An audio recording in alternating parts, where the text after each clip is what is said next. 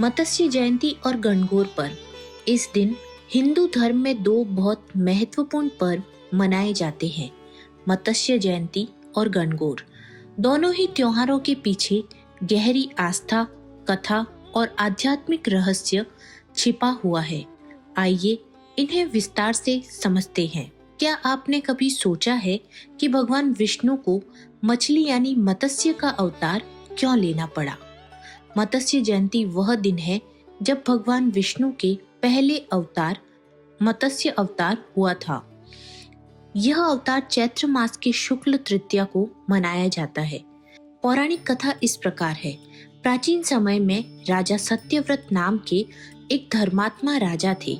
एक दिन वे नदी में स्नान कर रहे थे, तभी उनकी हथेली में एक छोटी सी मछली आ गई। मछली ने कहा, राजन, मुझे बड़ी मछलियां खा जाएगी, कृपया मेरी रक्षा कीजिए।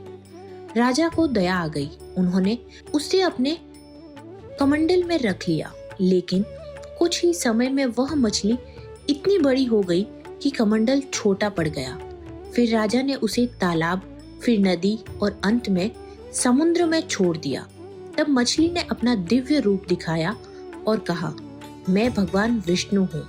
जल्दी ही पृथ्वी पर एक भयंकर प्रलय आने वाला है। भगवान ने राजा से कहा, एक बड़ी नौका बनाओ, उसमें सप्त ऋषियों, औषधियों और जीवों के बीज रखो। जब प्रलय आया तो भगवान विष्णु विशाल मछली बनकर आए और उस नौका को अपने सींग से बांधकर सुरक्षित स्थान पर ले गए। इसी समय उन्होंने वेदों को भी राक्षस से बचाया। मत्स्य अवतार का रहस्य। इस कथा के पीछे गहरा आध्यात्मिक अर्थ छिपा है। प्रलय जीवन की कठिनाइयों और अज्ञान का प्रतीक है। मत्स्य अवतार ईश्वर की शक्ति और संकट में मार्ग दिखाती है। नौका धर्म और ज्ञान का प्रतीक है।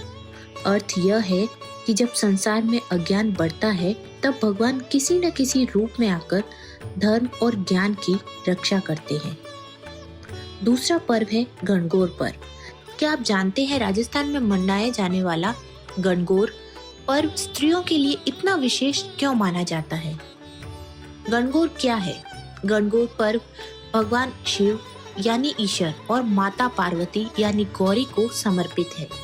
गण यानी शिव, गौर यानी पार्वती। यह पर्व विशेष रूप से राजस्थान और मध्य भारत में बहुत धूमधाम से मनाया जाता है। गणगौर की कथा इस प्रकार है। एक बार भगवान शिव, माता पार्वती और नारद जी पृथ्वी पर भ्रमण कर रहे थे। एक गांव में वे पहुंचे। वहां की साधारण स्त्रियां बहुत जल्दी भोजन बनाकर माता पार्वती की पूजा करने लगी। माता पार्वती उनकी भक्ति से प्रसन्न हुई और उन्होंने उन स्त्रियों को अखंड सौभाग्य का आशीर्वाद दिया। कुछ ही देर बाद अमीर घरों की स्त्रियां भी आई और पूजा करने लगी। तब माता पार्वती ने अपने अंग से रक्त की बूंदें निकाली और उन्हें भी सौभाग्य का वरदान दिया। तब से स्त्रियां गणगौर का व्रत करती है और माता गौरी से प्रार्थना करती है।